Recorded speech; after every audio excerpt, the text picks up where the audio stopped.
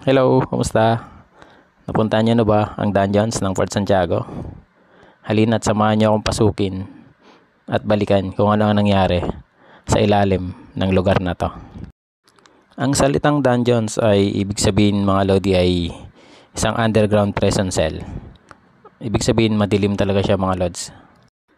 Kalimitan na may dungeons mga lods ay yung mga dating kastilyo. Mga nung unang panahon mga lods. Ang dungeons ng Fort Santiago mga lods ay ginawa noong 1592 para imbakan ng mga armas at pampasabog. Sa katagalan ay ginawa na itong bilangguan. At noong 1945 pagkatapos ng liberation ng Maynila noong World War II, nadiskubre ng mga US Army ang 600 na bangkay sa loob nitong Fort Santiago dungeons. Ang mga bilanggong Pilipino ay namatay mga lodi sa suffocation at heat exhaustion. Ito ang mga litrato mga lodi na nakuhanan noong 1945 nung nakita rito ang mga bangkay na talagang sobra ang ginawa nila sa mga kapwa nating Pilipino nung panahon na yon ng digmaan ng mga Hapon noong 1945 mga lods. Sobra. Isipin nyo mga lodi, sa napakaliit na lugar na to pinagkasya ang mahigit 600. Dito sila pinahirapan. Dito sila kinulong sobra. Napakahina ng hangin dito mga lods. Ito yung daanan. Talagang paglilipat ka sa kabilang chamber talagang yuyuko ka. Ito yung mga replika mga lods kung paano ang ginawa sa mga kapwa natin Pilipino nung panahon na yon. Talagang sobrang pahirap ang ginawa siguro sa kanila. Kaya talagang nakakaawa. Pero dahil din sa kanila kaya tayo nagkaroon din ng kalayaan. Talagang pinagtanggol nila ang ating bayan. Kahit kapalit naman noon ang kanilang buhay.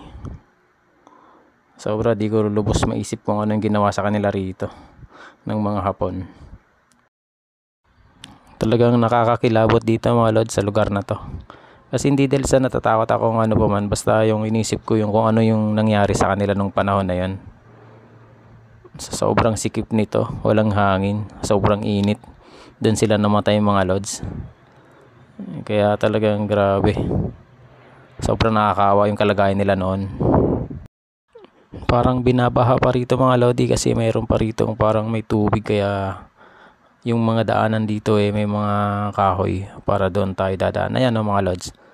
Kasi parang inaabot dito ng tubig kasi malalim nga tong lugar na to mga lods. Tapos sa kabila nito nandun yung Ilog Pasig. Ito mga lods, palabas na ako ng dungeons. Napaka tarik ng hagdanan. Iba nga pala mga lodi ang daanan ng entrance tapos yung exit iba din yung daanan mga lods. Kaya ang exit papunta na rito sa may gilid ng Pasig River. Pag akit nyo mga lods galing sa dungeons, ito yung makikita nyo yung hugis half orange na parang pandepensa na dito sa gilid ng Ilog Pasig.